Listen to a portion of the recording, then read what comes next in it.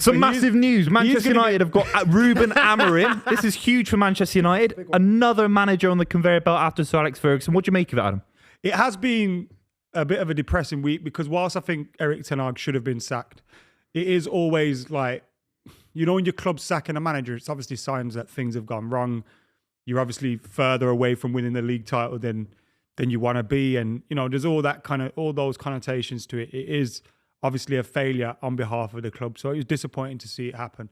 But obviously, as we discussed on the channel, it was the right decision. Erik ten Hag had to be sacked. And I was quite impressed to see how swiftly they have moved in to bring in Ruben Amorim. It's believed that he was spoken to in May. And then he was spoken to prior to Erik ten Hag being sacked. So it's obviously someone that they've had meetings with before. Now, when they met him in the summer before, they weren't 100% on whether, his back three would work. They weren't 100% on whether they wanted to get rid of ten Hag. But they did like him. And they also weren't 100% on the price it would take to get him out of his Sporting Lisbon contract. But I think he agreed with Sporting that this would be his last season. He wanted to see out the season there, which kind of shows you what kind of man he is. He wanted to kind of honour his contract.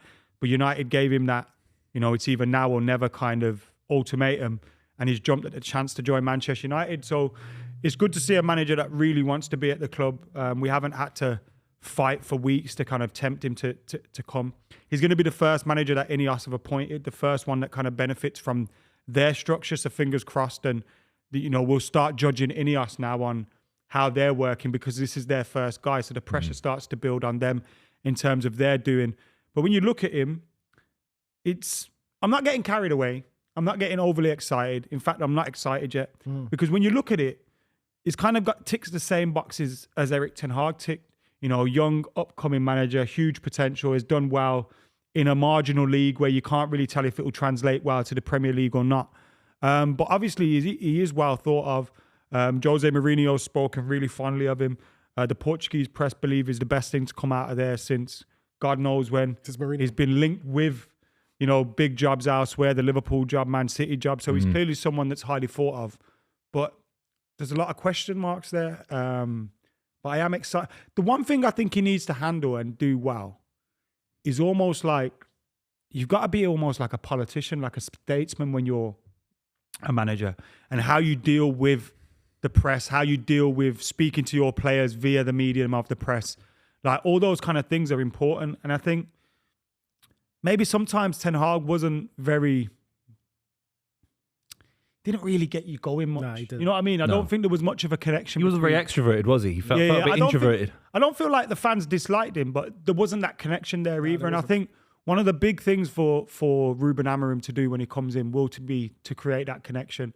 Yeah. And I think him speaking publicly is massively important as a Man United fan because I think you can win and lose fans, players, all sorts of different things when you are speaking in the press. But I'm excited. Obviously intriguing to see whether his back three works in the Premier League as well. Yeah. If it doesn't, he's going to have to get, experimental almost, which is interesting. But I see people going, why he's going to bring his back three to the Premier League? He's not going to change. Why would we want him to change? Yeah. Like you're bringing him in for a reason. Why do you want him to change? But, go on. Yeah, but just touching on that formation, obviously, he's playing, was it a 3-4-3?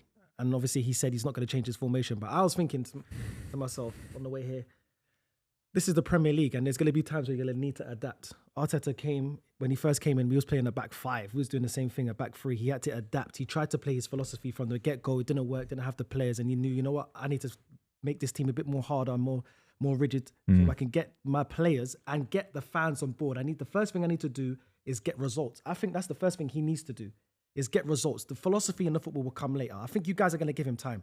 Because you just had Ten Hag. You have to, don't you? He was diabolical. And the back five plays into that because you can be conservative. If he's struggling with figuring out if it's Delict at the back or where the low goes, whatever it is, the back five allows you that security to go and get results a little bit. The only concerning thing is, the Premier League title is what Man United have to be looking to aim to win, of course, in the Champions League. There hasn't been a side to win it with a back three since Chelsea's 2016-17 season.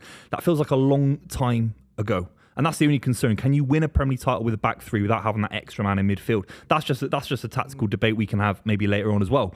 What I do like is that when he came to Sporting Lisbon, he was a young manager, and there was a lot of criticism from Sporting Lisbon fans. They thought he was too young to be taking the job. There was a lot of... He got slagged off in the press. Wrong at Sporting. Remember when their ultras beat up the players in the It's not Man United, but it's a big club. It's the third biggest club in Portugal, and he handled it without winning the league. 19 years, and he brings it back, with this kind of arrogance. It wasn't like tactical savviness. Obviously, that was a massive part of it, but he had this ego about him. It's a bit lazy to say, oh, it's Jose Mourinho or it's Villas-Boas, but he's got that same kind of Portuguese kind of charisma to him. I like him a lot, relatively speaking. You know what I mean? Yeah. Listen, when it comes to the Premier League, I don't think it's going to be tactically inept, because obviously we played Sporting Lisbon 2 years ago in the Europa League, and we got a draw at their ground, and they came to our ground and drew against us. Remember when Ramsdale, he was the manager, and they were hard to break down. They were tough. It was like this. They beat you, didn't they? Did they beat you? Yeah, they beat us on penalty eventually. So I think he's got what it takes to come to the Premier League and do well. But the next thing is, does he have the right players now? Obviously, you guys just backed Ten Hag for another season, spent a king's ransom, spent more money on getting players for Ten Hag.